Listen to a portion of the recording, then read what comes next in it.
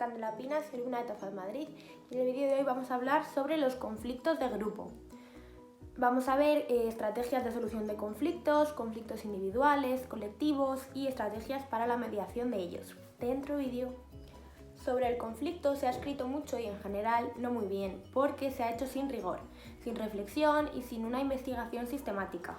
Y solo así se puede comprender la disparidad de planteamientos, la inconsistencia de los resultados y, en suma, el grado de la ignorancia que tenemos sobre este aspecto de la realidad que nos envuelve en casi todo momento y lugar.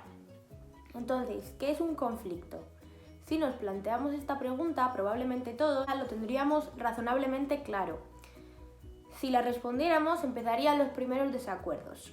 Los estados objetivos y subjetivos, las actitudes y conductas pueden estar entre las fuentes subyacentes del conflicto, pero no son el conflicto mismo. Hay varias perspectivas ante un conflicto.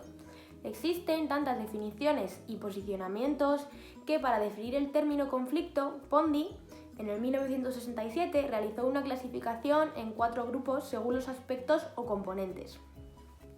Definiciones que resaltan las condiciones previas que dan lugar a un conflicto manifiesto, definiciones que se centran en los estados afectivos que caracterizan el ánimo de las partes, definiciones que giran en torno a las percepciones y estados cognitivos, definiciones que toman en cuenta los aspectos comportamentales que caracterizan la relación del conflicto.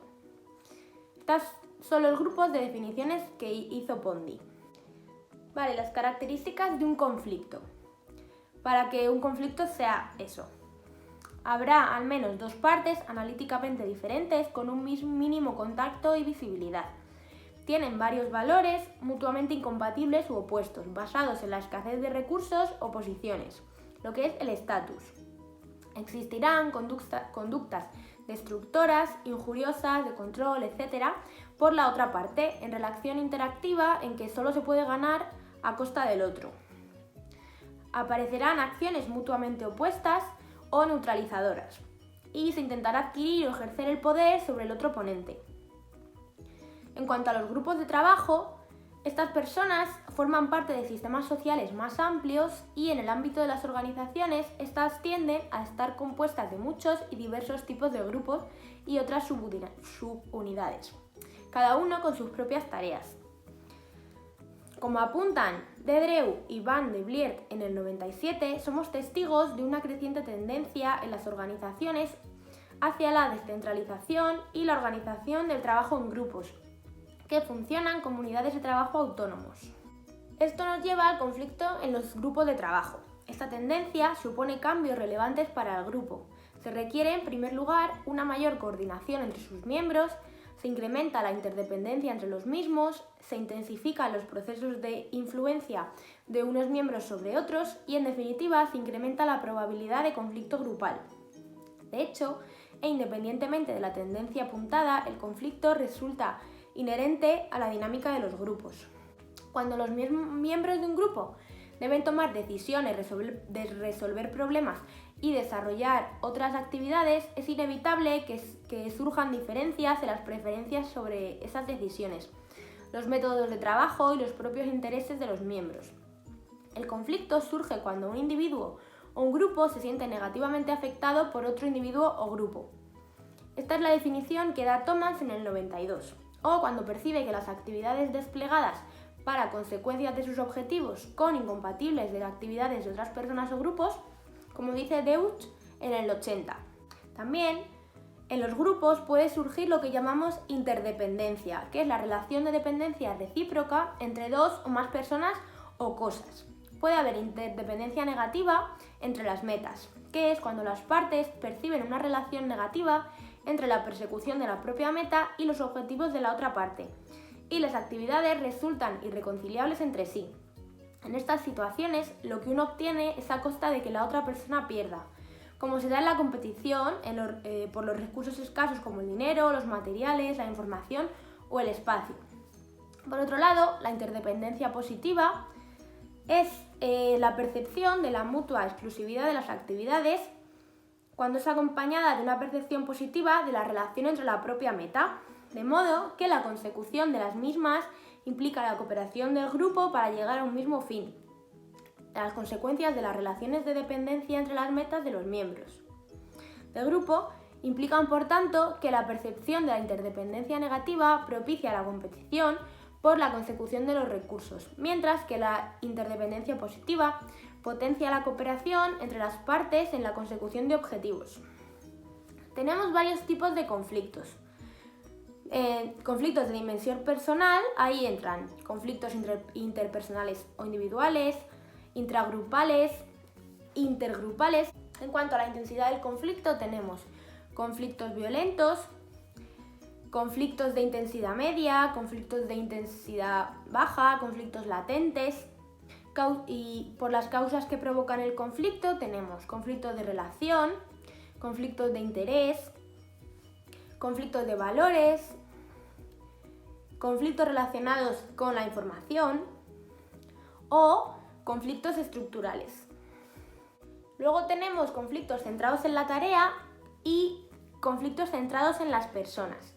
Estos últimos muestran que los conflictos centrados en las tareas tienden a mejorar resultados del grupo, mientras que los conflictos centrados en las personas juegan un rol disfuncional en la consecución de dichos resultados. Tenemos varios grados de conflictividad y tensión en el grupo. La relación de conflictividad y resultados organizaciones adopta una U invertida, de modo que un conflicto excesivamente elevado provoca la presencia de resultados negativos para la organización. El conflicto es un medio que posibilita el cambio organizacional y además favorece la cohesión del grupo. El conflicto produce un incremento en nivel de tensión del grupo y lo convierte en más constructivo y creativo. El conflicto, como casi todo en el mundo en el que vivimos, puede ser bueno o malo al mismo tiempo y lo que hace que sea de una forma u otra depende de varios factores, como pueden ser las propiedades del propio conflicto, que pueden ser propiedades estructurales, dinámicas y relacionales de las partes implicadas, la posible influencia de terceras partes que directa o indirectamente intervengan en el proceso conflictivo, factores casuales cuya ocurrencia puede hacer variar drásticamente el rumbo y el ritmo de los acontecimientos, etc. Vale, vamos a ver ahora varias técnicas de resolución de conflictos. En primer lugar, tenemos la negociación, que tiene como objetivo principal que no exista una parte perdedora, sino que todos cedan para obtener un beneficio y llegar a un acuerdo equilibrado. La negociación tiene 7 fases: preparación, apertura, tanteo, propuesta, acuerdo, cierre y control. Luego tendríamos la mediación, que es una técnica en la que interviene una tercera persona que es imparcial. Esta persona regula el proceso de comunicación entre las dos partes para que lleguen a un acuerdo satisfactorio. Esta técnica tiene 5 fases. Fase previa, presentación y reglas de juego, el contar el problema, proponer soluciones y, por último, el acuerdo.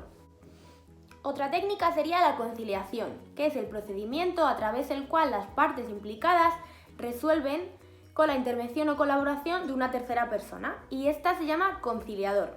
Esta tercera persona es la que propone una solución al conflicto.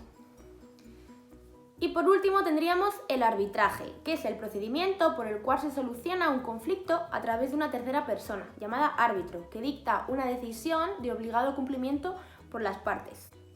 Todo conflicto lleva a una toma de decisiones, que es el proceso a través del cual se realiza una elección entre distintas alternativas para poder resolver diferentes situaciones que nos da la vida.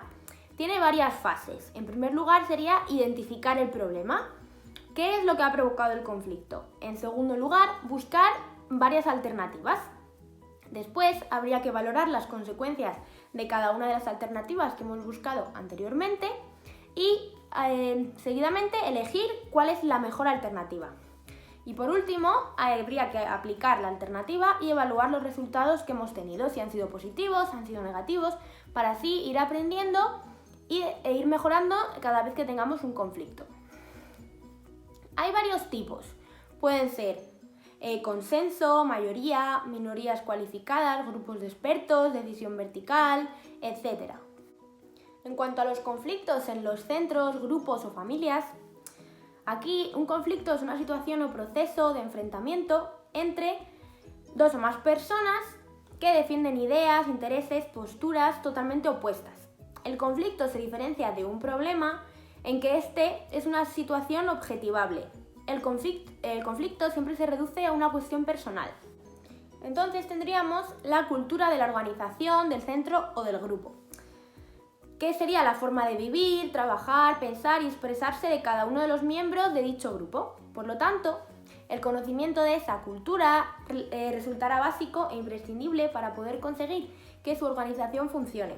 Por medio de su cultura vamos adquiriendo ciertos patrones culturales de conducta y pensamiento, o cuando menos su comprensión, lo que nos garantizará el éxito del proceso de integración y por ello del proceso educativo. Dentro de estos grupos tendríamos los juegos de roles, que son el conjunto de conductas esperadas o el rol de una persona en la organización. Podemos denominarla actividad requerida. Los centros o grupos tienen unos fines y objetivos que alcanzar, lo que exige un adecuado funcionamiento de las estructuras del mismo. Para ello, tienen establecidos varios estándares de conducta formal, como el director, el jefe, los estudios, profesores, etc. De esos roles, todos los componentes de esos subsistemas esperan conductas acordes con los fines de la organización. Indicadores de conflictos en estos grupos, como puede ser una familia, serían, por ejemplo, síntomas de austeridad, de poder, influencia, prestigio, las relaciones personales, los roles de cada individuo o del grupo en general, los intereses personales o cooperativos, los derechos y deberes, las creencias, las ideologías y las culturas. Y hasta aquí el vídeo de hoy, espero que os haya gustado, os haya servido para aprender un poco más sobre los conflictos, sobre qué es, técnicas para solucionarlo y cómo poder evitarlo. Así, muchas gracias por ver el vídeo y adiós.